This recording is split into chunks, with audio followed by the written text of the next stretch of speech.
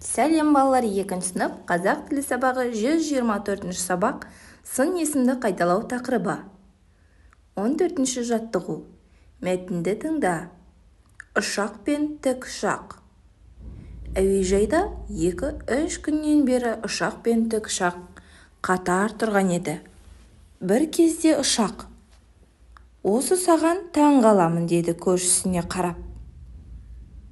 "Өзің тым шабан ұшасың. Сенімен салыстырғанда жай ұшатыным рас.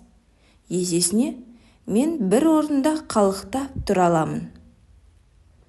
Көкке көтерілгеннен кейін бір орында қалықтап тұрудың қажеті не?" Осылай деді де ұшақ тікұшақтың жауабын күтпестен ұша жөнелді. Кенет ұшақ төменге көз салса, бір кеме суға батып барады екен.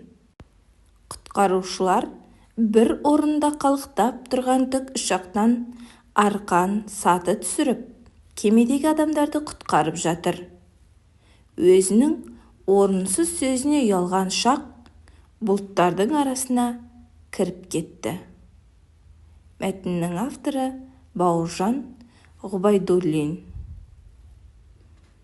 Балалар, енді мәтінге байланысты сұрақтарға жауап берейік. Тыңдаған мәтін бойынша өз ойыңды айтып көр. Әрине, ұшақтың жасағаны дұрыс болмады, ол тікұшақты себепсізден сынады. Мәтіндегі негізгі ойды анықта. Мәтіндегі негізгі ой мақтаншақтық дұрыс қасиет емес екені және орынсыз мақтанудың қажеті жоқ екенінде. Келесі тапсырма: ұшақтың қандай түрлерін білесің? Ұшақтың ұшақ, тікұшақ, әскери ұшақ, медициналық көмек ұшағы, немесе өрт сөндіру ұшағы, тағы да басқа ұшақтың түрлері болады. 15 жаттығу. Өлеңнің қатесін түзеп, көшіріп жаз. Мынау жасыл қарындаш. Мұнымен гүлді бояймын. Мынау көк қарындаш.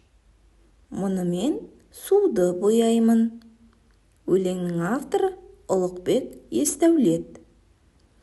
Балалар, өлеңдегі сын есімді табыңдар.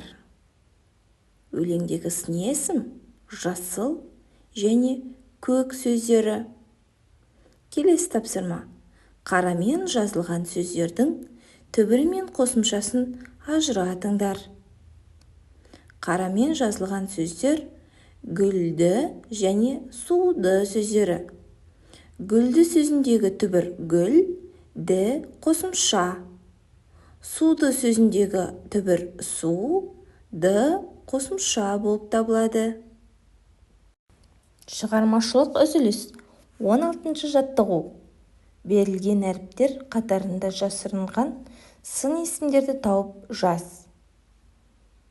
Бұл жерде көк, әдемі, лас, ала, ақ, ірі, таза, қысқа және сарғыш сын есімдері жазылған. 17 жаттығу. Жұмбақты оқып, шешуін тап.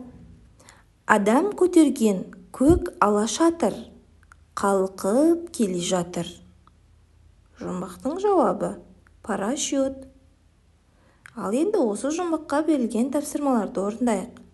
Сын есімді тап, дара күрделі екенін айт. Жұмбақтағы көк ала сөзі сын есім болып табылады. Және бұл күрделі сын есім. Жарайсыңдар балалар, өте жақсы. Бүгінгі сабақ түсінікті болса, видеоға лайк басыңдар және осы каналға тіркеліп алыңдар.